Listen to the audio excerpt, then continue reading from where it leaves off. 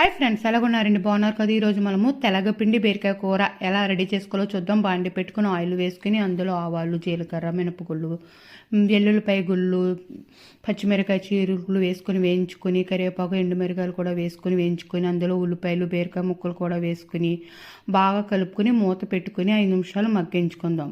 మూత తీసుకుని అందులో పసుపు, కారం కూడా వేసుకొని బాగా కలుపుకోవాలి. పసుపు, కారం వేసుకుని ఆ తర్వాత 1 కప్పు తెలగపిండికి 2 కప్పులు వాటర్ వేసుకోవాలన్నమాట. ఆ వాటర్ వేసుకుని అందులో ఉప్పు వేసుకుని పర్ఫెక్ట్గా ఉప్పు ఇప్పుడే సరిగ్గా సరిపోయింది లేదో చూసుకోవాలి. ఉప్పు చూసుకొని అప్పుడు మూత పెట్టుకోవాలి. అది మూత తీసుకుని తెలగపిండి అందులో పైన వేసుకుని ఒక 3 మినిట్స్ అలా వదిలేద్దాం. అప్పుడు మూత తీసుకుని బాగా కలుపుకోవాలన్నమాట. అంత వాటర్ ఇంకిపోయిన తర్వాత అది బాగా కలుపుకున్న తర్వాత అందులో కొత్తిమీర వేసుకుంటే మన తెలగపిండి బీరకాయ కూర రెడీ.